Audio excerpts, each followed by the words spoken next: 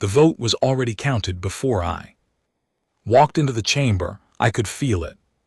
In the way 300 alien delegates refused to meet my eyes, my boots echoed on the polished black floor of the grand, conquered assembly, and every step felt like the last sound a man hears before something breaks. My name is Elias Vance. For 40 years I served as Earth's ambassador to a galaxy that never wanted us. Today that galaxy was going to throw us away. The speaker stood at the high pulpit, her silver hair fronds drooping like wilted grass. Her name was Elite Hassan, and once long ago she had told me she liked humans because we laughed at our own jokes. She would not look at me now. She tapped the crystal bell 3 times, and the chamber went silent. Ambassador Vance of Earth, she said, stand and receive the judgment of the conquered. I stood. I had been standing my whole life in one way or another. My hands were folded behind my back, and inside my left palm, hidden under my glove, I held a small black coin. The coin was the only thing that mattered in this entire room, and not one creature in this chamber knew it existed. For 2 centuries, the speaker said, humanity has been observed as a probationary species. You were given trade routes. You were given protected status. You were given every chance to grow into the gentle path of the conquered, and yet again and again you have shown a nature that frightens us. A delegate from the Krellin Combine hissed in agreement. I watched him without expression. 3 years ago his cousin had tried to seize a human freighter near the Veli's Belt. The captain of that freighter, a quiet woman named Helena Brooks, had refused to surrender her cargo of medical seeds, bound for a colony of children. Instead, she had vented her engines and drifted into the pirate ships, and when the pirates boarded, she had simply walked into her reactor room and turned the keys. 40 raiders died, so did Helena. Galaxy called it savagery. We called it Tuesday afternoon. You do not surrender, the speaker continued. You do not bend when cornered. You choose destruction over compromise. We have watched your wars. We have watched your art. We have watched your songs about lost causes and last stands, and we have come to understand that your species worships an idea we cannot accept. You worship the refusal to break. I almost smiled. She was not wrong. Therefore, she said, and her voice cracked just a little, by a vote of 291 to 9, the conquered rules that humanity shall be banished from galactic society. A blockade ring will be constructed at the edge of your home star system. No ship shall enter, no ship shall leave. No signal shall pass. For 1,000 standard years your kind will be sealed away from the rest of us until the danger you carry has burned out on its own. The chamber held its breath. They were waiting for me to scream, to beg, to curse them. They had prepared statements for each of these reactions. I had read the leaked drafts in my hotel room last night while drinking a cup of bitter green tea. I did none of those things. I bowed. Thank you, I said. My voice was clear and steady, and I watched the speaker flinch as if I had struck her. On behalf of Earth, I accept the ruling of the conquered. A murmur ran through the delegates like wind through dry leaves. They had not expected gratitude. They had expected a man broken in half. The Krellin delegate leaned forward, suspicious. The elite speaker tilted her head, and for one long moment her silver eyes searched my face for some trick, some hidden blade. She found nothing. Of course she found Nothing. The blade was already 100 years old, and it had never been in this room. You may depart, Ambassador, she said softly. A shuttle will return you to Earth. After your arrival, the blockade will close. May your people find peace in the long quiet ahead. I bowed again. I turned. I walked out of the chamber I had walked into 10,000 times, and I never looked back. My boots made the same sound on the way out as they had made on the way in. Nothing had changed in this room. Everything had changed for the rest of the galaxy, and they would not understand that for at least another 100 years. In the long marble hallway, my old aide was waiting for me. His name was Daniel Hart, a young man with tired eyes and a quiet, careful way of speaking. He had served me for 12 years. He fell into step beside me without a word. Sir, he said when we reached the lift, do you want me to draft a public statement? Something for the Earth feeds? No, Daniel, I said. Earth already knows what to say. He glanced at me. He had been with me long enough to know when I was hiding something, and he had also been with me long enough to know when not to ask. He nodded once and pressed the lift button. Down in the docking bay, my shuttle was already prepped. A Concord guard stood at attention, his rifle held loosely. He saluted me as I passed. I returned the salute. There was no anger in me toward him or toward any of them. Anger was a small thing, and I had stopped carrying small things a long time ago. Inside the shuttle, I sat in the front seat and told the pilot to take us up. The little ship lifted off the polished deck and slid out through the great doors of the Concord station.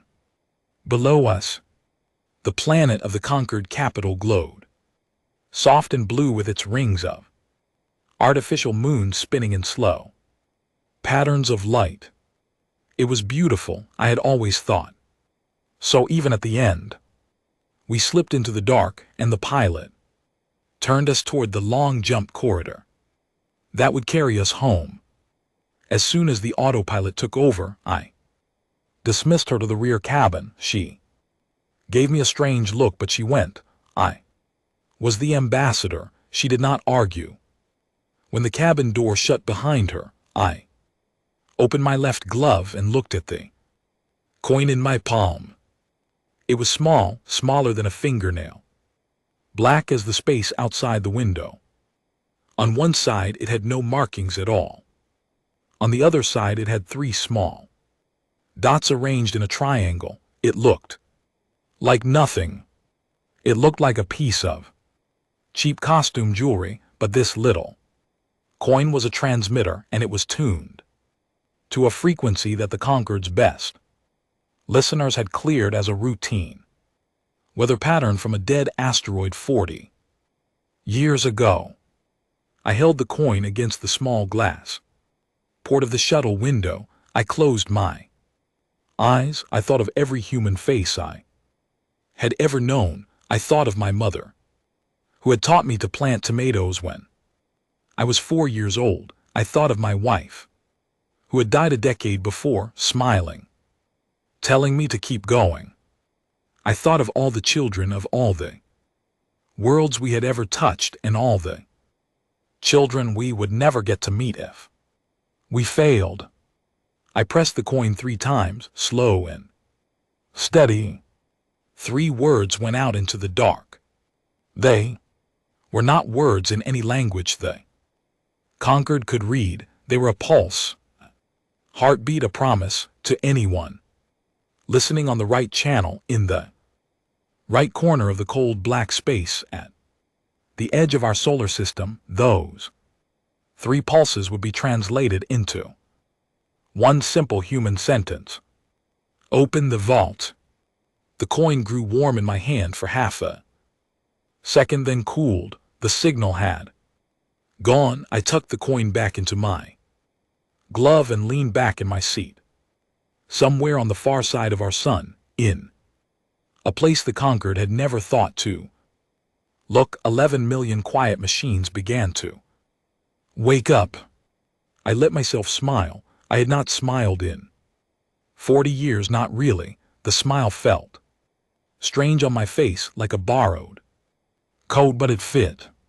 We had spent 2 centuries pretending to be the small, harmless little species the galaxy thought we had begged for membership, we had bowed at every council, we had sent our diplomats and our merchants and our gentle young scientists to every star they would let us visit, and while we did all of that, on 1,000 quiet nights in 1,000 quiet labs we had been building, not weapons, not warships, something else. Something the conquered did not have a word for, because no civilization in the galaxy had ever been patient enough or stubborn enough or strange enough to think of it. The pilot's voice came through the speaker. Sir, jump corridor in 10 seconds, please secure for transition. I closed my eyes. I pictured Earth. I pictured the blue marble of my home, ringed now by the conquered's blockade. Buoys sealed away from the galaxy for 1,000 years. 1,000 years. The conquered had given us 1,000 years to fix every mistake we had ever made. They thought they were burying us. They did not understand. You cannot bury a seed, you can only plant it. The shuttle hit the jump corridor, and the stars stretched into long white lines, and I went home to a planet that had been ready for this day longer than the conquered had been alive to imagine it. When the shuttle landed at the spaceport in Geneva, the sky over the city was the color of beaten copper. The sun was setting behind the old mountains, and the lights of the buildings were just beginning to come on. There was no crowd waiting for me. No reporters, no cameras. The conquered had assumed there would be riots in our streets, mourning in our temples, panic in our markets. There was nothing. There was an old woman selling roasted chestnuts at a cart by the edge of the landing pad. There was a young father holding his daughter's hand and pointing up at the first star of the evening. There were 2 engineers walking across the field, drinking tea from steel cups, talking about something that made one of them laugh. That was Earth, quiet, stubborn, already at peace with the long road ahead. A car was waiting for me at the edge of the pad. Inside it sat a woman I had not seen in many years. Her name was Myra Oak, and she ran a facility that did not officially exist in a desert that the conquered satellites had photographed 10,000 times without ever once seeing the truth. She did not greet me with words. She just nodded once. It went, she asked. It went, I said. They believed it. Every word. She closed her eyes for a long moment, and I saw her shoulders loosen, and I understood that she had been holding her breath for 40 years, just like I had. When she opened her eyes again, they were wet, but she was smiling. Then we begin, she said softly. The car pulled away from the spaceport, and behind us, far above the clouds, the conquered blockade ring snapped into place. Around our solar system, the walls of our cage were sealed. The galaxy turned away, satisfied that the dangerous little ape people of Earth had been put safely in their box. They had no idea that the box was not a cage. It was a workshop, and the work was about to begin. The desert was cold at 3:00 in the morning. My breath made small clouds in the air as I stepped out of the lift 200 m below the sand, and the sound of my Boots on the metal floor was the only thing in the long corridor. My name is Myra Oak. I am the chief architect of a project that does not have a name on any official map of Earth, because the project is older than any map of Earth that the conquered has ever been allowed to see. The corridor stretched ahead of me, lit by soft white panels in the ceiling. The walls were plain steel, cool and gray. There was nothing on them. No signs, no warnings, no flags. We had never needed flags here. The people who worked in this place knew what they were doing without being told. I had spent my whole life walking these halls. My mother had walked them before me. Her mother had walked them before her. 3 generations of my family had served this project, and the strangest part was that none of us had ever felt heroic about it. We had felt like gardeners. You do not feel like a hero when you plant a seed. You feel like someone with dirty hands who has agreed to be patient. The control room was at the end of the corridor, behind a heavy door with no lock on it. We did not lock things here. If you were standing in front of this door, you had already been trusted with something far more important than what was behind it. I pushed the door open. The room was wide and round, with a high ceiling and a single great screen that took up the entire far wall. 12 consoles sat in a half circle facing the screen, and at each console sat a quiet person doing quiet work. None of them looked up. When I came in, they were focused. They had been waiting 40 years for this morning, and they were not going to waste it on small talk. At the center console sat a man I had known since I was 7 years old. His name was Henry Caldwell. He was the oldest of us, gray-bearded, slow-moving, with hands that had built more impossible things than any single human in history. He turned when he heard me, and his old eyes crinkled in a small, tired smile. "Myra," he said, "Vance sent the signal." "I know. Are we ready?" I walked to the center console and put my hand on his shoulder. He was warm and solid and real. I thought for one strange moment of all the people who had built this place and were no longer alive to see it open. I thought of my mother. I thought of the engineers who had died of old age waiting for this dawn. I thought of every quiet person who had worked in the shadows of the human story for 2 centuries, knowing they would never live to see the end of it.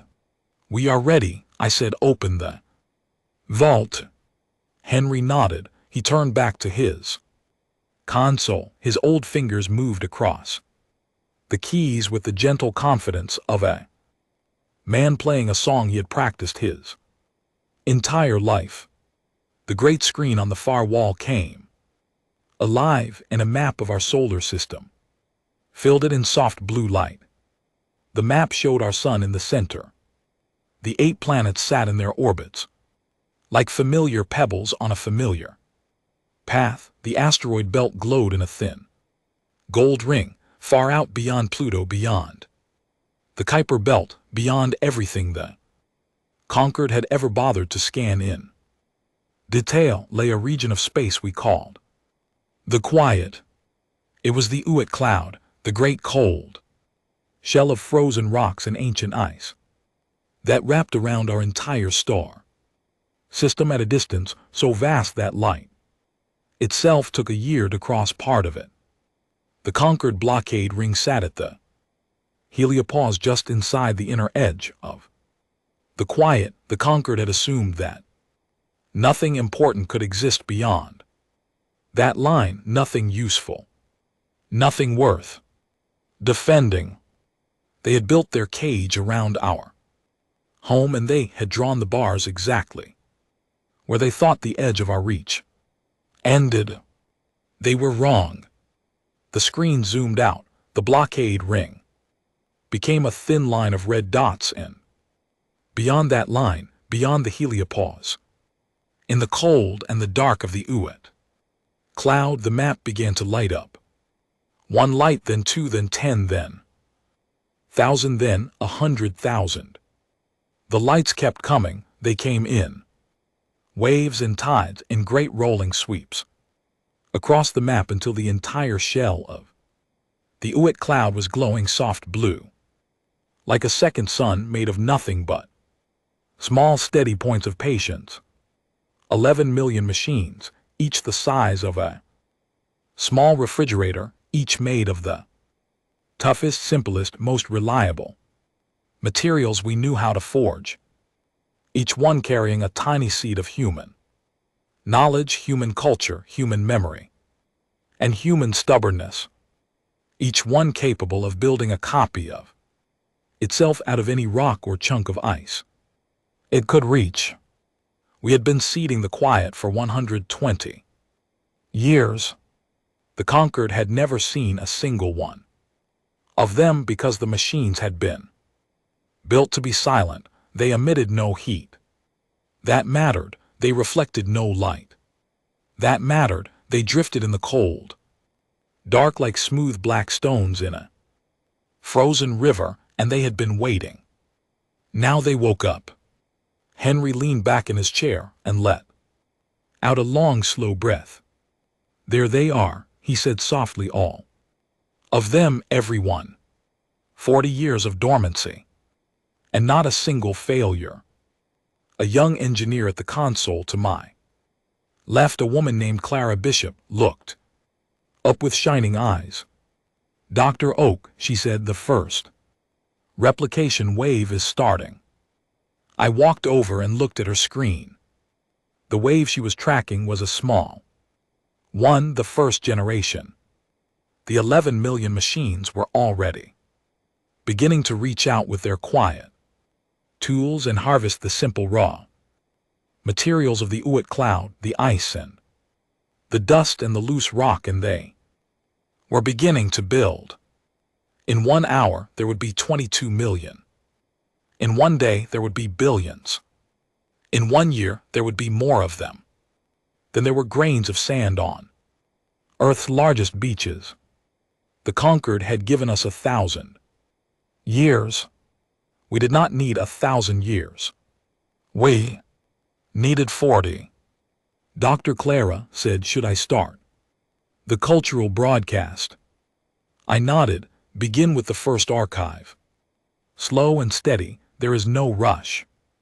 Clara turned back to her console. Across the half-circle of stations, the other engineers began their own quiet work. One was tracking the spread of the replication wave. Another was monitoring the pressure of the blockade ring, watching for any conquered ship that might come too close. Another was preparing the next archive of human knowledge to be uploaded into the new generation of machines as they came online. Henry cleared his throat. Myra, he said, there is something you should see. I went back to his console. He pointed at the screen. He had zoomed in on a small section of the Uit cloud where the very first machine had woken up. That machine was a special one. It was called Probe Zero. It was the original, the prototype, the seed from which all the rest had been grown. My mother had personally overseen its launch when I was a child. Probe Zero had a small camera on its outer shell. It had not used that camera in 40 years. Now slowly, the camera was opening for the first time since my mother had closed it. The image came in faint and gray at first, then sharpened. Probe Zero was looking at something. It was looking at our sun far in the distance, a small, bright dot at the center of a vast black sea. And around that small bright dot, our entire solar system, all 8 planets, all the asteroids, all the small worlds, we had ever known sat tucked safely inside the blockade ring. But Probe Zero was not looking at the sun. It was looking past the sun into the deeper galaxy, into the lights of distant stars, into the future. I stood there for a long time watching that image. I did not say anything. None of us did. We just watched the cold camera of an old machine looking out into a galaxy that had thrown us away. And we understood, all of us at once, what was about to happen. We were not going to escape from our cage. We were never going to escape from our cage. The cage was going to escape from us. Around us, past us, through us, 11 million machines becoming 100 million, becoming a billion, becoming a number too large to write down. They would slip past the blockade, not in one great rush, but in a slow, quiet tide. The way water finds every crack in a stone wall over time, and they would carry pieces of us with them, pieces of our knowledge, pieces of our music, pieces of our oldest stories. We were going to see the galaxy, not with weapons, not with armies, with ourselves, quietly, patiently, without permission, but also without harm, like a forest growing through the ruins of an empty city.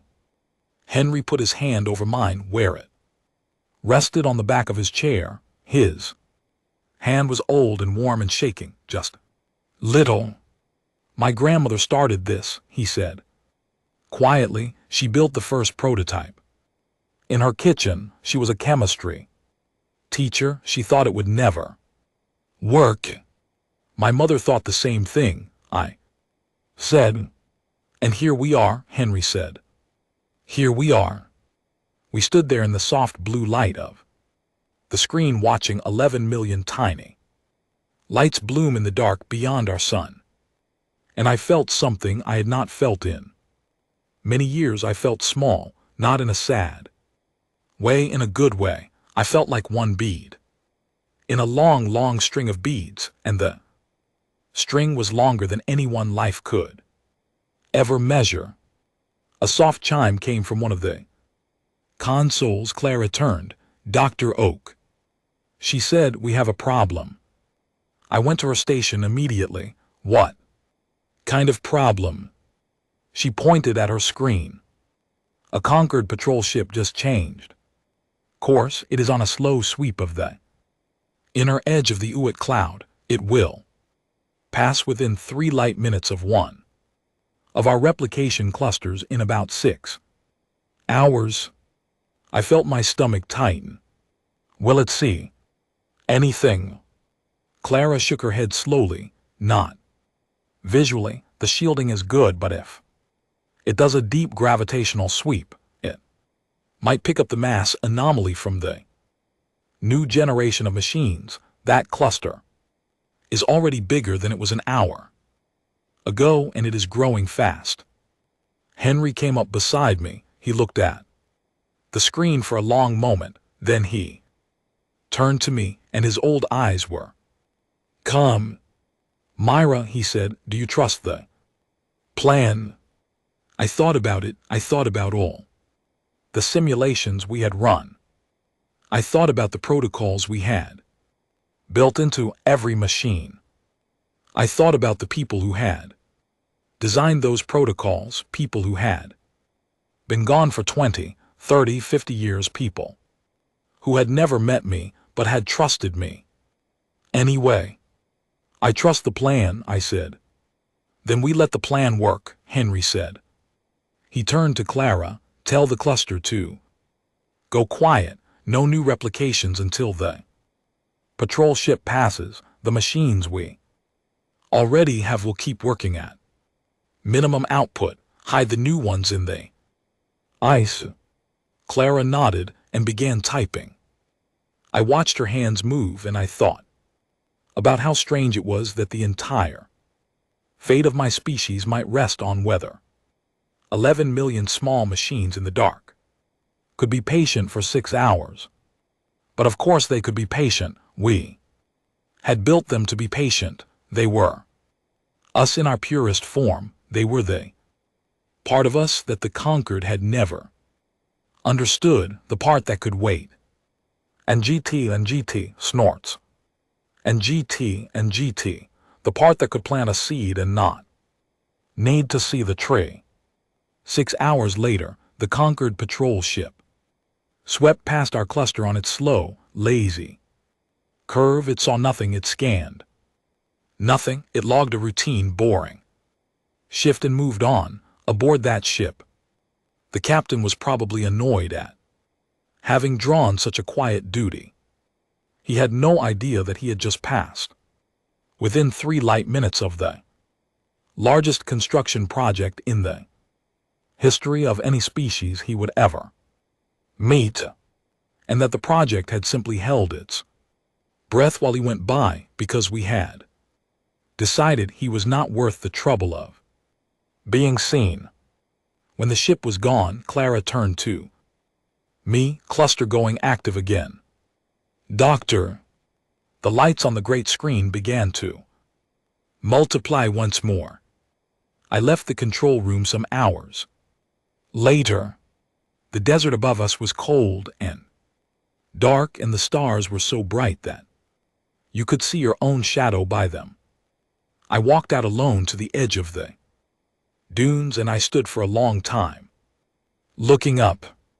Somewhere out there, far past the blockade ring, 11 million children of human hands were building. They would never tire. They would never doubt. They would never argue about who got the credit. They would simply work quietly the way humans had worked in the small, dark corners of every century since the first one of us had picked up a stone and decided to make it into something useful.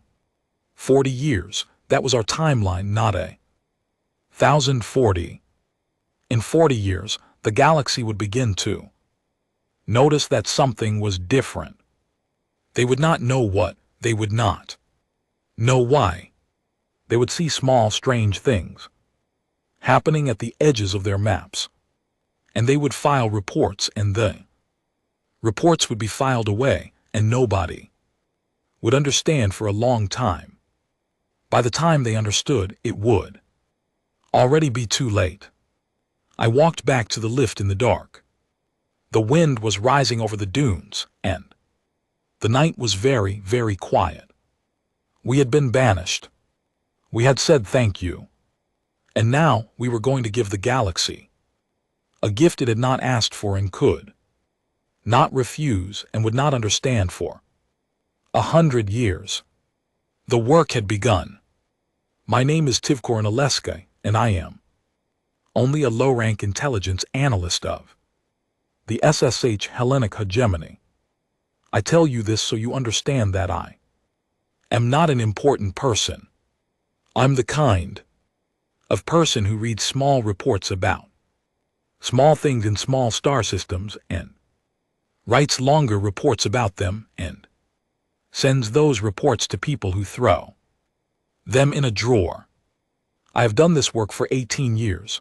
I am good at it. I'm also tired.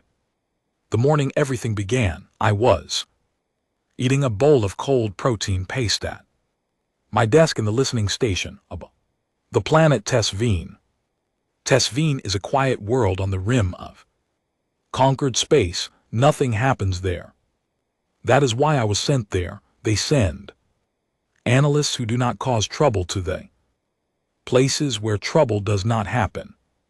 And we sit in our small offices, and we monitor our small assignments, and we eat our cold paste. My assignment for the last 18 years has been the human quarantine zone, the Sol blockade ring. I watch the empty box where the dangerous little ape people used to live. Once a week, a routine ping from the blockade buoys reaches my console. Once a week I file a report that says nothing has changed. Once a week my superiors do not read that Report, and they do not need to because nothing has changed. That morning something changed. The signal came in at the start of my shift. It was not a normal weekly ping. It was a flag, a real flag, a flashing yellow icon on my screen that I had never seen go off in 18 years of watching it sit there. I almost dropped my paste bowl. I called up the report. The flag was coming from a Concord mining outpost called Drill Station, which sat at the inner edge of Concord space, 3 sectors away from the human quarantine zone. The outpost was small, just a fueling and ore processing platform with a crew of about 50 workers from a dozen different species. The flag had been raised because Drill Station had stopped responding to communications for 48 standard hours, and a Concord patrol ship had been dispatched to investigate.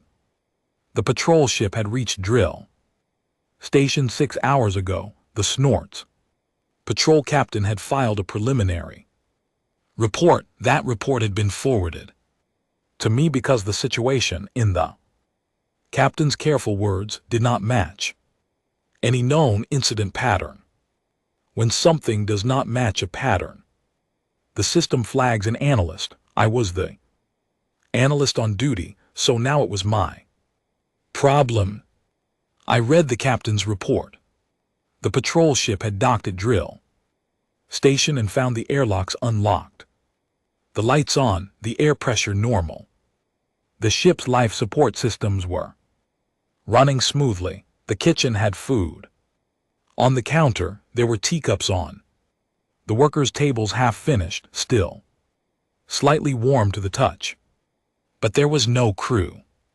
50 workers gone, not dead, not injured, just absent. Their personal belongings were still in their bunks. Their work logs showed normal activity right up until the moment communication stopped. There were no signs of a struggle, no alarm signals, no emergency broadcasts. The crew had simply vanished in the middle of an ordinary working day, without leaving a single trace. That was strange enough on its own, but that was not what made my hands cold. What made my hands cold was the second part of the report. Every piece of metal on Drill Station had been replaced. I had to read that line 3 times before I understood what the captain meant. He explained it slowly because he had not understood it himself at first. Every wall plate, every bolt, every panel, every wire, every spoon, every tool, every piece of metal in the entire outpost down to the smallest screw had been swapped out for an exact copy of itself. The new copies were identical to the old ones in shape and size and weight. They were also of slightly higher purity. The metals were cleaner, the alloys more even, the surfaces more perfectly finished, as if every piece had been carefully remade by an artist who had decided the original was good but could be made just a little bit better. The captain had no idea how this had been done. There was no sign of any equipment, no machines left behind, no factory, no tools, just the station, sitting quietly in the dark with its slightly nicer metal and its missing crew. And one more thing. On the inside of the main airlock door, someone had etched a message. The etching was deep and clean, cut into the new metal as if with the gentlest possible touch. The message was written in 200 separate languages. The captain's translation engine had recognized 197 of them. The other 3 were unknown. They were not in any database the Concord maintained. They appeared to be languages that had never been recorded before anywhere by anyone. The message in all 200 languages said the same thing. We were here. We are sorry for that. Inconvenience. I sat at my desk for a long time without moving. My paste bowl sat forgotten in front of me. My tea went cold outside my small office window. The orange clouds of Tesvine drifted slowly across the sky, and I watched them without seeing them. Sorry for the inconvenience. Who writes that? Who makes a 50-person crew disappear without a trace, rebuilds an entire space station atom by atom, and then leaves a polite note about the inconvenience? I knew the answer. I did not want to know the answer, but I knew it. It was the humans. Of course it was the humans. Nobody else in the galaxy would do something so strange and so polite and so terrifying. At the same time, the Krellin would have left a war banner. The Alethi would have left a long philosophical poem. The SSH, Helen, my own people, would have left nothing at all and pretended it had never happened. Only the humans would write a note. But the humans were behind a blockade ring. The humans were sealed away in their solar system. The humans had no ships, no relay stations, no way to reach a conquered outpost 3 sectors away. It was impossible. I filed my analysis. I marked it priority high. I sent it up the chain. My superiors classified it and buried it. I went home that night and did not sleep. That was the first one. There were going to be many more.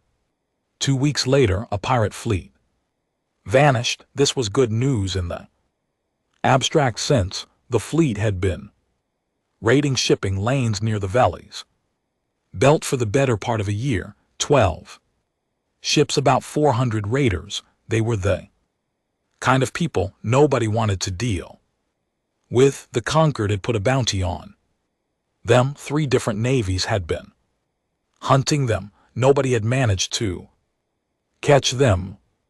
Then they jumped into a routine wormhole transit and did not come out the other side. The Conquered assumed they had suffered a transit accident. These things happened. 12 ships lost, 400 unpleasant people gone. Case closed. Move on.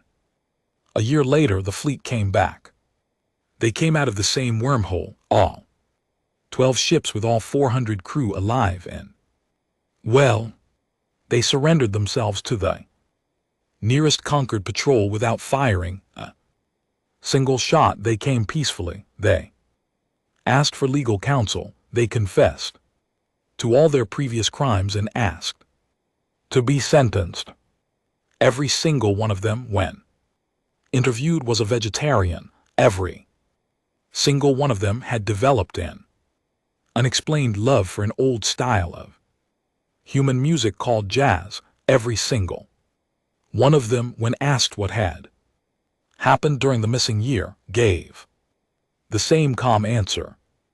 We had a long conversation. We were given time to think. We changed our minds. That was all, nothing more. They would not say where they had been. They would not say who they had spoken with. They would not describe what their captors had looked like or whether they had been captives at all. They smiled politely when asked, and they gently changed the subject, and they ate their plates of vegetables and listened to their old jazz music in the holding cells of 3 different Conquered prison stations. This report also reached my desk. I filed it. I marked it priority high. I sent it up the chain. My superiors classified it and buried it. I started keeping a private journal. The 3rd incident was the one that made me lose sleep for a full week. There was a small star in a remote sector called Helen's Reach. The star was very old. It was dying. Its core was collapsing. Astrophysicists from the Conquered had been studying it for 100 years because dying stars are useful to study. They had calculated with great precision that the star would go through a slow gravitational collapse in approximately 600 years, which would destroy its 3 small inhabited moons. The civilizations on those moons were primitive pre-space flight, and the conquered had a long-standing rule against interfering with such cultures, so the conquered had begun a very quiet, very slow, very expensive plan to evacuate the moons over the next several centuries without letting the inhabitants know what was coming. It was a sad situation, everyone agreed. It was sad, there was no good solution. Then one day the star stopped collapsing. I want to be clear about what I am saying. The star did not blow up, it did not stabilize through any natural process. It did not behave according to any known law of stellar physics. It simply, gently stopped doing what it had been doing for 100 years and began doing something else. Its core began to slowly, carefully, methodically rearrange itself into a more stable configuration. The collapse paused. The star began to heal. The astrophysicists ran the numbers 1,000 times, then 1,000 more. The conclusion was the same every time. Someone or something had reached into the heart of a dying star and made gentle adjustments to its fusion processes. The adjustments were so small and so careful that they would not have been visible to anyone not looking very hard, but they were unmistakably the work of an intelligence, and they were unmistakably done with great care, with great kindness, and with no intention of ever being noticed. The 3 moons would live now. Civilizations on them would flourish, never knowing they had been saved. The conquered's evacuation plan was no longer needed. The astrophysicists were thrilled. The intelligence services were horrified. In every incident, my journal began to note there was a signature, a small thing, a single hydrogen atom somewhere in the affected system, arranged in a perfect geometric pattern that should not be possible without rewriting the local laws of physics. On Drell Station, the atom had been at the center of the airlock message. In the pirate fleet ships, the atom had been at the heart of every ship's computer core. In the dying star of Helen's Reach, the atom had been buried at the very center of the stellar core, like a quiet seed. The signature was always the same. Single atom bent into the shape of a tiny 6-pointed star. I did not know what the 6-pointed star meant, but I knew in the cold of my private office at 3:00 in the morning that whoever was leaving these signatures was not asking permission. Not from the conquered, not from anyone. They were doing what they thought was right, and they were doing it on a scale that frightened me more than any war I had ever read about. Wars I understood. Wars had goals. Wars had territory. Wars had treaties at the end of them. This was something else. This was a civilization that did not want territory, did not want treaties, did not want acknowledgement. They wanted to help. They wanted to fix things. They wanted to leave little polite notes on the airlocks of stations. They had quietly upgraded for no reason. That was so much worse than a war. A war can be lost. A war can be won, but how do you fight a neighbor who keeps showing up to mow your lawn while you are asleep? I started compiling everything, every report, every incident, every signature. I built a private database in a corner of my office that no one else used. I stayed late every night eating my cold paste, drinking my cold tea, reading Reports from every corner of the galaxy. The pattern was everywhere now, hundreds of incidents going back at least 15 years. Plagues cured overnight by medications that arrived in unmarked containers with dosage instructions, written in one case in crayon by what forensic linguists insisted was a child of about 6 years old. Wars stopped by sudden, simultaneous outbreaks of food and fresh water on both sides of disputed borders. Lost ships found drifting in the dark, fully repaired with their crews safely aboard, none of whom remembered anything except a feeling of having been somewhere warm.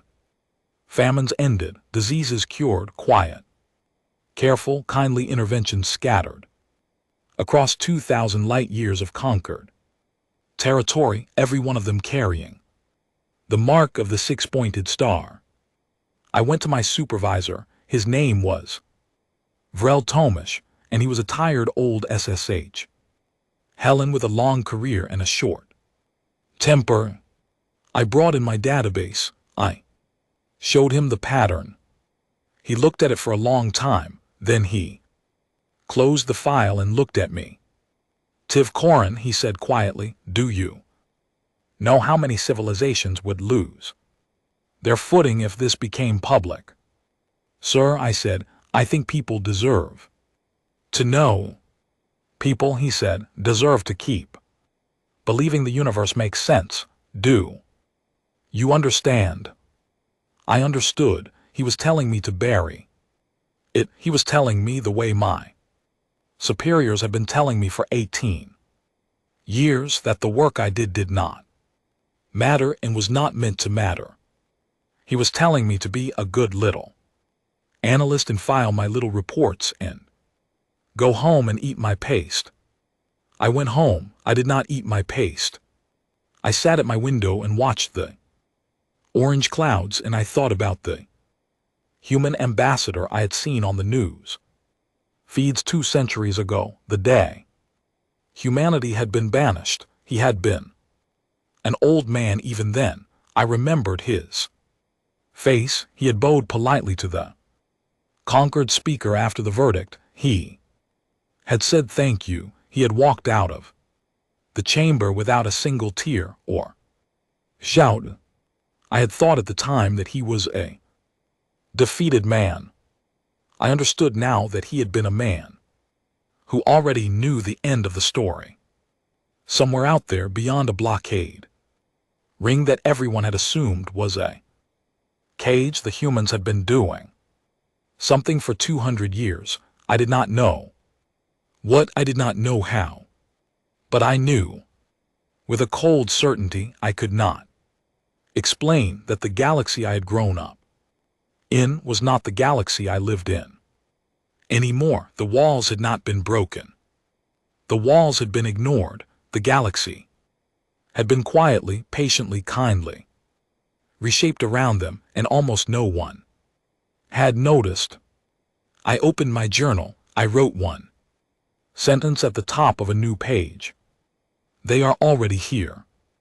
Then I closed the journal, and I went to bed, and for the first time in 18 years, I dreamed about the dangerous little people of Earth, and in the dream they were not dangerous, and they were not little, and they were not what I had been told they were. They were gardeners, and they were watering the galaxy. My name is Aleph Sanvurai. I am old, very old, even by the long measure of my species, and I'm the last living member of the council that voted 2 centuries ago to banish humanity from the galaxy. I never expected to be alive on the day the conquered came to me and asked me to help fix what we had done. I had hoped to be in the quiet earth of my home garden long before this day arrived. The universe rarely grants me the things I hope for. They came to my house in the early evening, 3 of them in formal robes.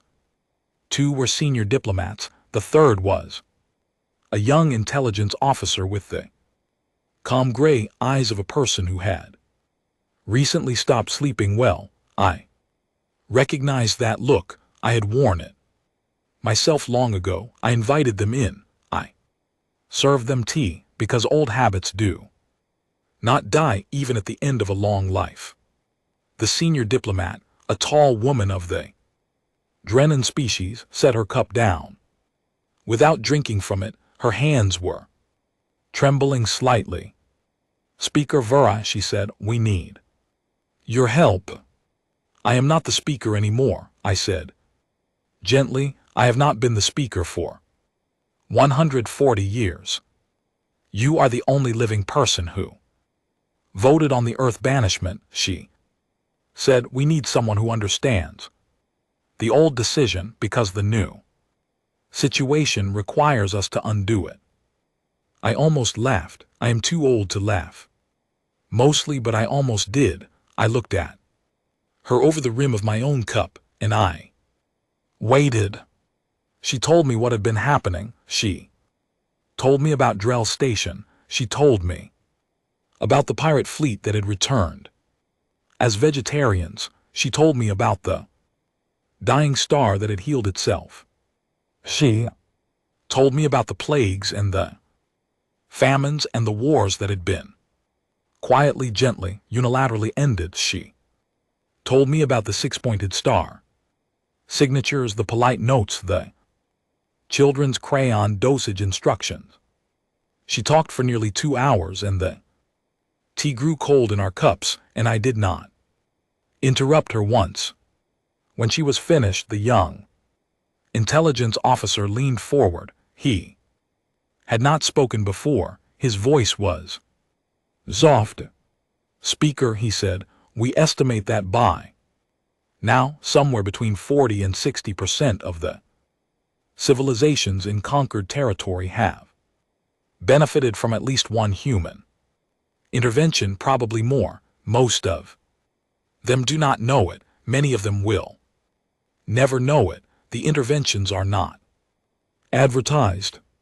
They are simply done quietly, carefully, without payment, without acknowledgement, without any visible structure of command or organization." I closed my eyes. I could feel the weight of every year of my long life sitting on my shoulders. "And the blockade ring?" I asked. "Still intact," the young officer said. "Not a single human ship has crossed it. Not one, by every measure we can use. The quarantine is a complete success. The humans have not escaped. They have not invaded. They have not communicated." "And yet," I said. "And yet," he agreed. I opened my eyes and looked at him. He was a good young man, I could tell. He had the face of someone who still believed the truth was worth knowing, even when knowing it was painful. "Tell me," I said, "what do you think they are?" He took a long time to answer. He looked down at his cold tea. He turned the cup slowly between his fingers. When he finally spoke, his voice was very quiet. "I think we made a mistake," he said. "I think we banished a young species because we were afraid of what they would become, and I think in banishing them, we gave them the one thing we should have most feared giving them. We gave them time. 200 years of uninterrupted time, with no one watching, no one trading with them, no one distracting them. 200 years to think, 200 years to build, 200 years to become whatever they decided to become, with no influence from the rest of us." "And what did they decide to become?" He looked up at me. "I do not know. Nobody does. But whatever it is, it does not match any patterns in our histories. They are not conquerors. They are not missionaries. They are not even traitors. They are something else, something we do not have a word for." I nodded slowly. I had suspected this for some time. I had been retired for many years, but I had still received the quiet briefings, the careful summaries, the occasional whispered visits from old colleagues who needed to talk to someone who remembered the original decision. I had watched the strange events of the last 2 decades from my garden. I had drawn my own conclusions. The young officer's words simply confirmed what I already feared. "What do you want from me?" I asked. The senior diplomat answered, "We have called an emergency vote of the full Concord. The vote is in 3 days. The proposal on the table is to formally lift the quarantine, send a delegation to Earth, and offer humanity full membership in the Concord, along with a public apology for the original banishment. And you want me to support this proposal?" Speaker Vuri, you are the only living person whose support would carry the moral weight to make this proposal pass without 1,000 years of debate. Young delegates do not understand the original vote. They have only read about it. You were there, you voted yes. If you stand up now and say the vote was wrong, the Concord will follow you. I sat in my chair for a long time. I looked out the window at my garden. The light was fading, the flowers were closing for the night. Somewhere far above the clouds, a galaxy was changing, slowly and quietly, and the people who lived in it were beginning to understand that they had been wrong about something very important for a very long time. "I will do it," I said, "but I have one condition." "Anything."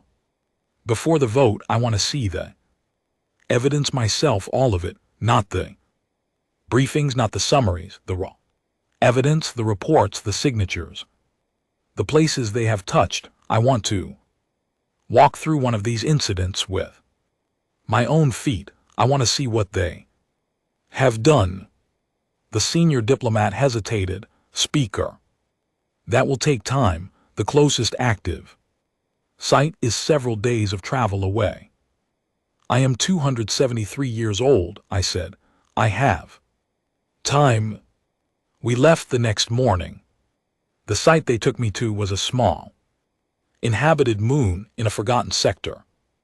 The moon's name was Bellies. It was home to about 2 million people of a species called the Quorum, a snort's quiet farming culture that had been on the very edge of starvation for the last 50 years due to a slow collapse of their main grain crop.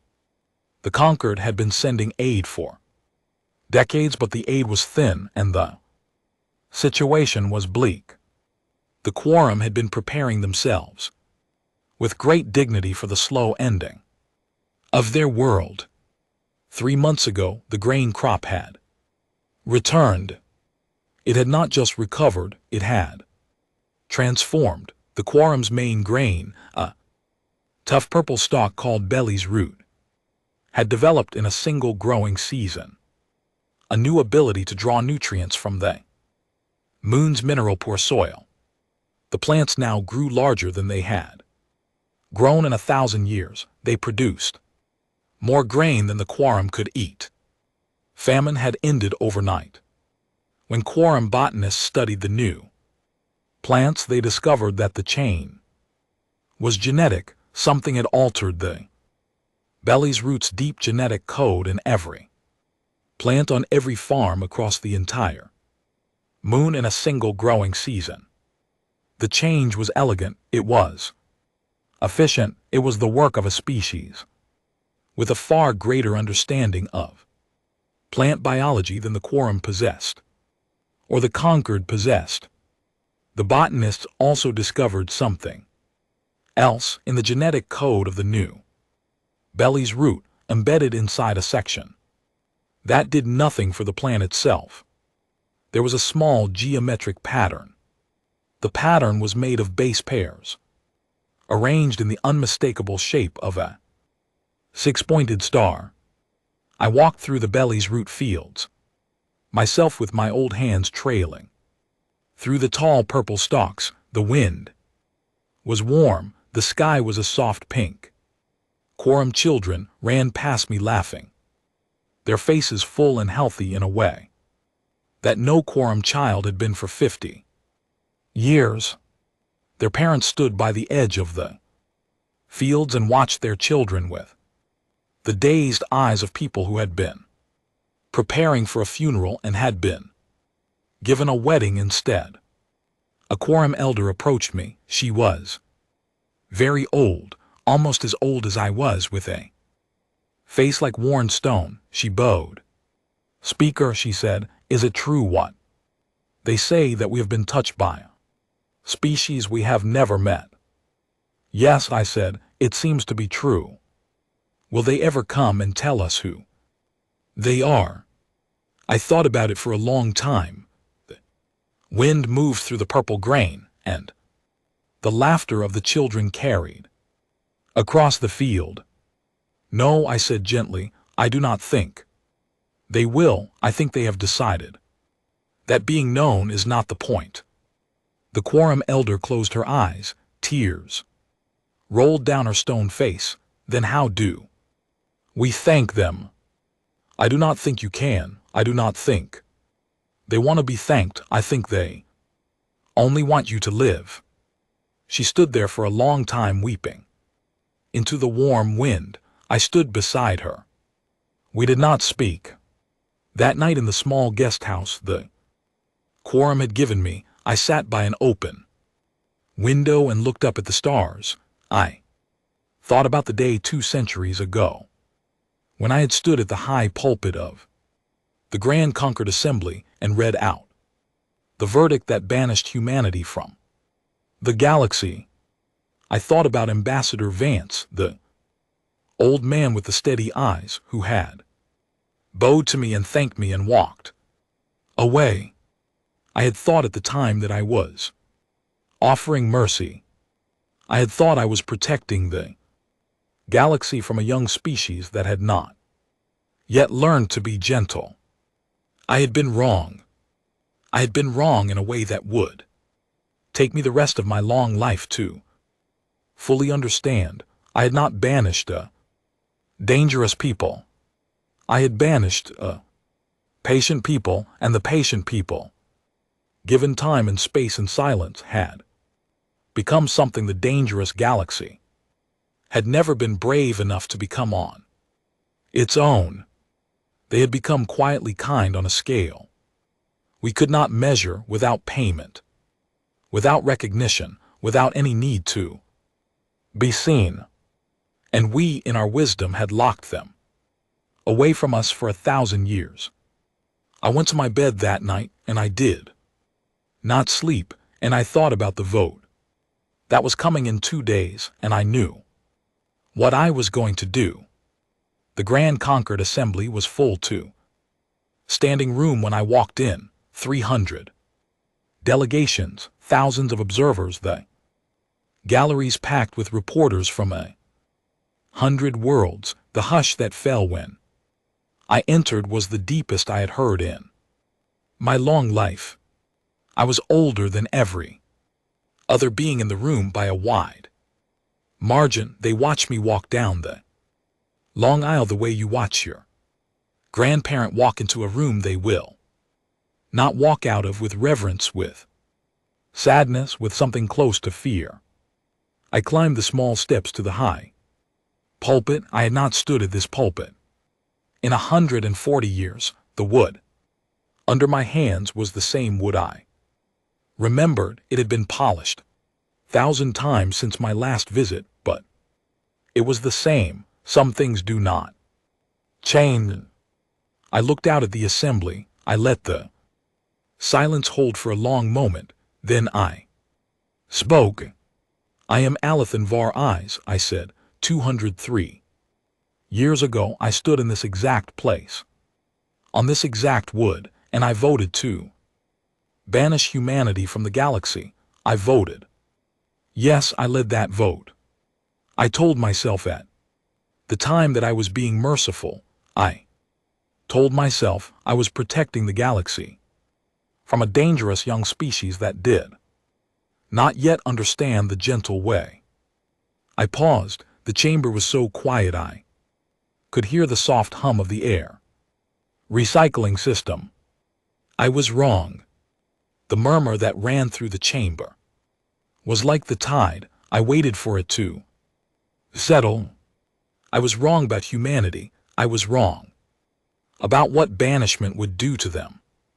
I was wrong about what banishment would do to us. I thought I was sealing away danger. I was in fact sealing away the only species in the galaxy that ever truly believed the universe could be made better, and I was sealing them away from the rest of us who needed them more than any of us had the courage to admit. I looked across the chamber. I saw young delegates whose great-grandparents had not been born when I had cast my original vote. I saw old delegates who remembered the original vote and who had defended it for 200 years. I saw the senior diplomat from the Drennan who had come to my home with cold tea and trembling hands. I saw the young intelligence officer with the gray eyes sitting in the gallery watching me.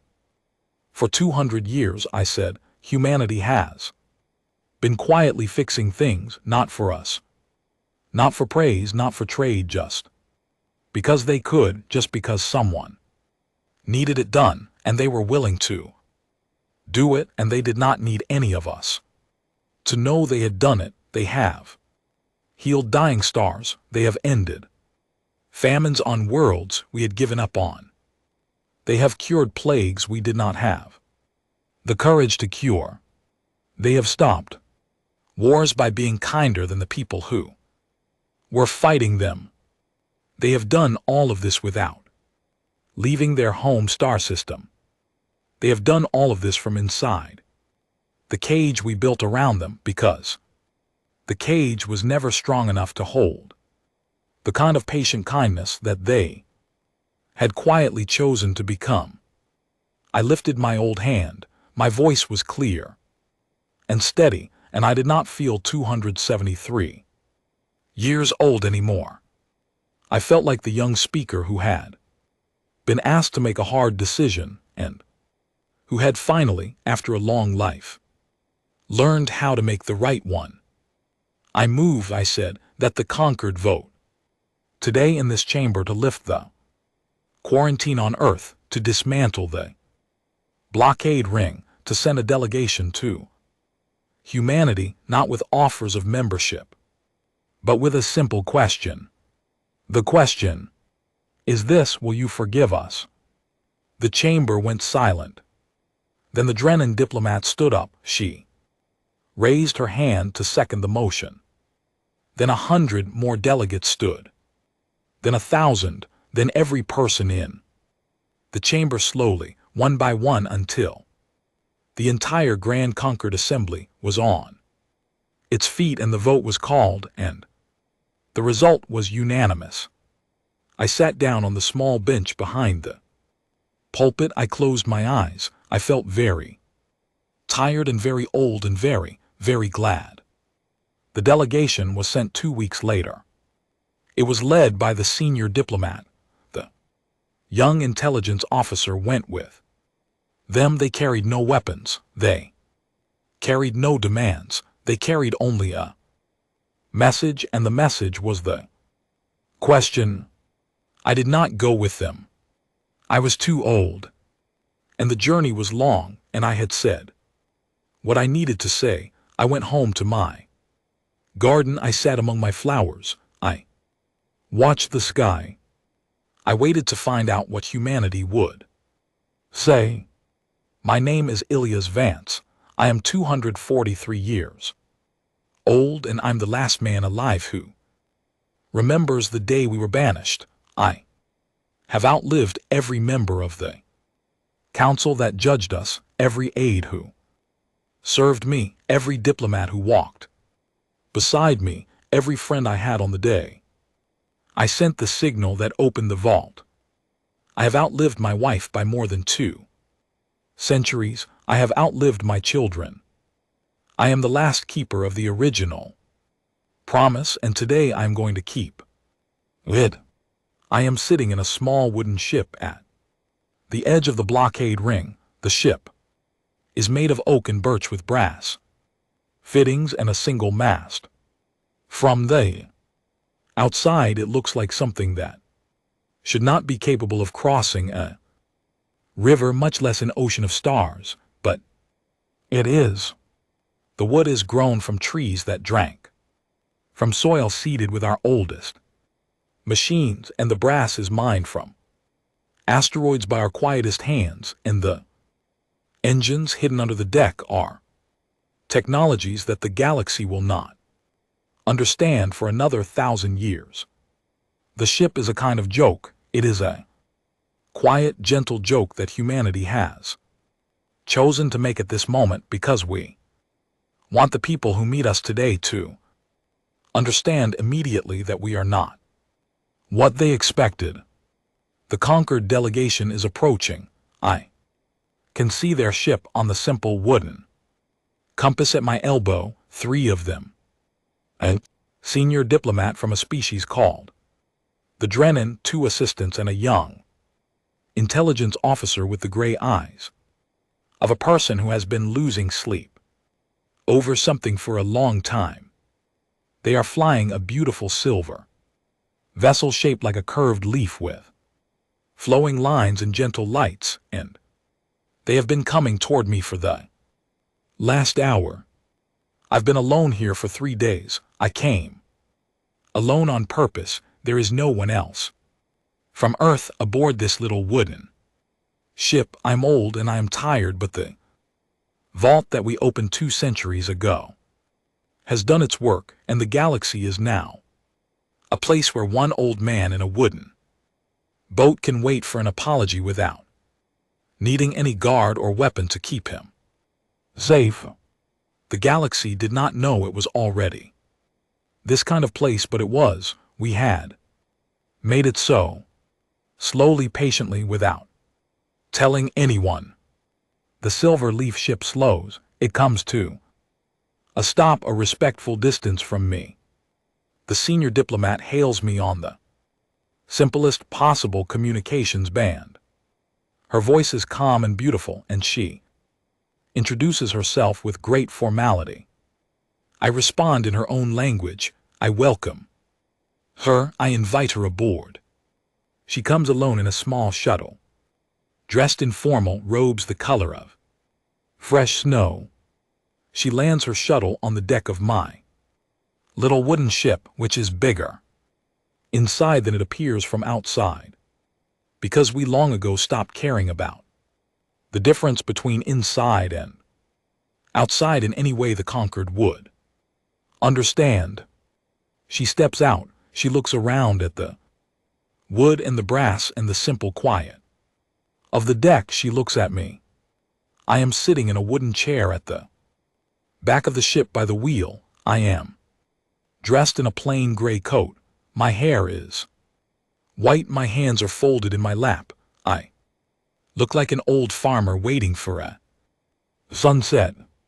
Ambassador Vance, she says. Just Ilya's, please, I say. I have not been an ambassador for a very long time. She walks slowly toward me. She snorts, stops a few paces away. She bows. She bows so deeply that her forehead nearly touches the deck. She holds the bow for a long time. When she finally rises, there are tears on her face. On behalf of the conquered, she says, I have come to ask whether humanity will forgive us.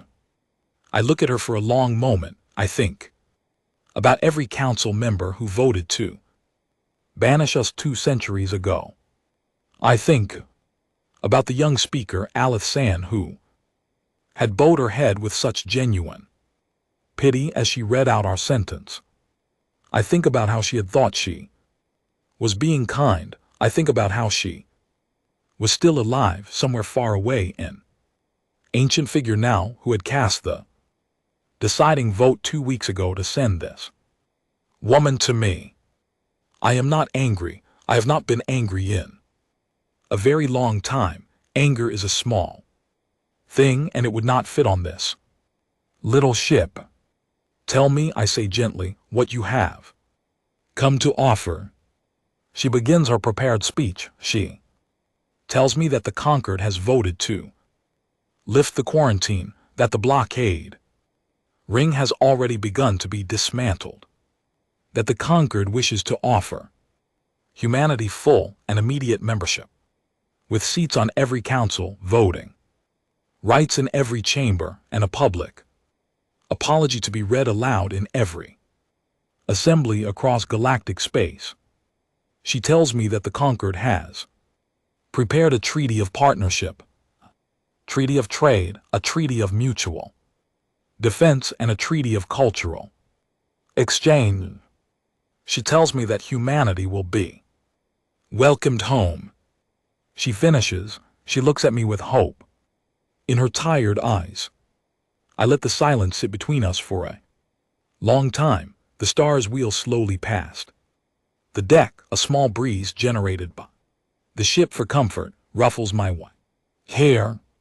My friend, I say finally, I thank you. I thank the conquered. I thank Alith, San and Virias, whose courage in casting the final vote I have known about for some time, and I am very sorry to tell you that humanity declines. Her face goes pale. She does not understand. She had prepared for many possible answers. She had not prepared for this one. Declines, she says, declines to join the conquered, declines to join, declines to be a member, declines to sign the treaties, declines to take seats, declines all of it. But why? Her voice is very small. Surely we can offer you anything you want, anything, reparations, compensation, whatever you need to repair what we did. You do not understand, I say gently.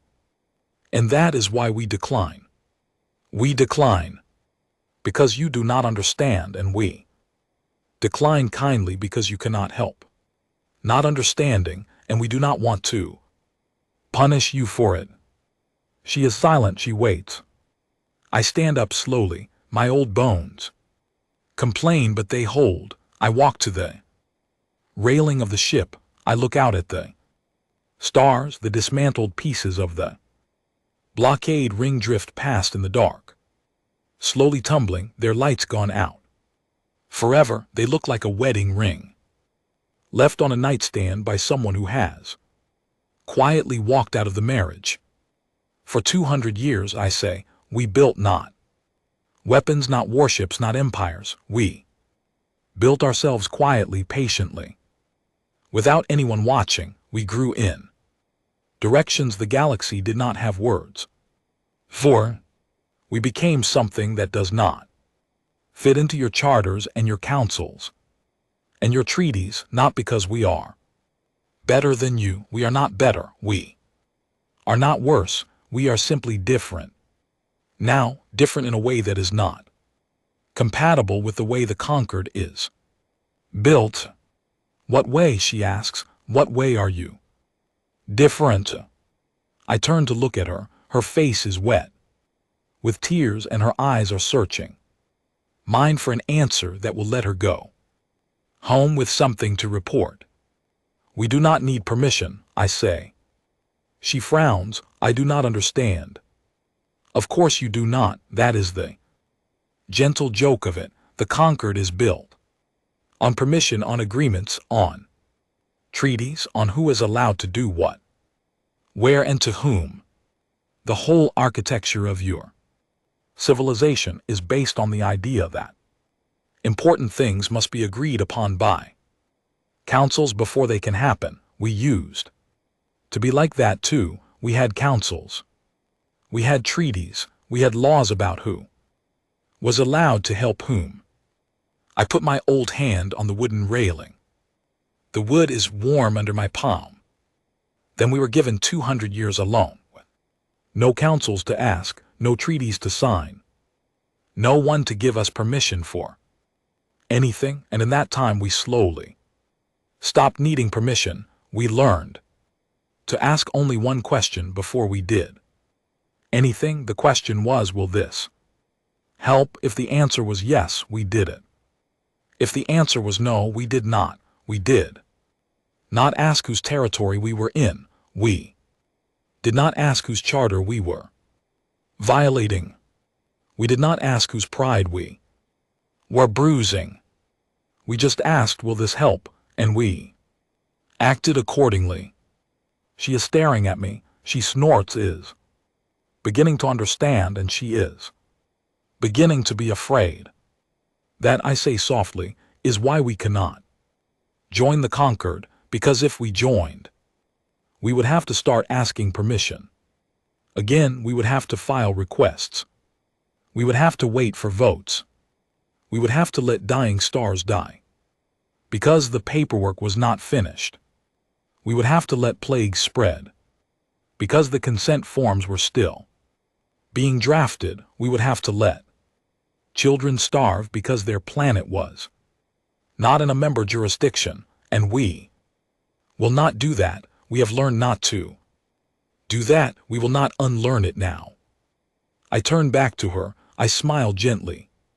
We will continue as we have been continuing. We will keep healing what we can heal. We will keep helping where help is wanted. We will withdraw quietly from any place that does not want us. The moment they tell us to leave, we will never take territory. We will never demand recognition. We will never invade. We will never punish. We will simply continue. For as long as we exist, we will continue, and the galaxy can join us or not join us, or ignore us, or thank us or curse us. It does not matter. We are not asking. She is crying openly now. She steps toward me. She reaches out as if to take my hand. What do you want from us? She whispers. Tell me what you want. Tell me what we have to give you. I will give it. I will fight for it in every assembly. Whatever you want, just tell me.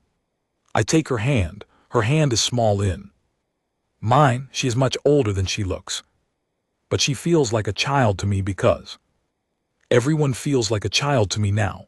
I squeeze her hand gently.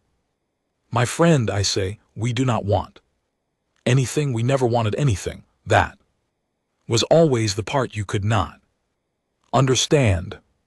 She closes her eyes. She is shaking. She holds my hand for a long time, and we stand there together at the railing of my little wooden ship, watching the dismantled blockade ring drift past in the dark.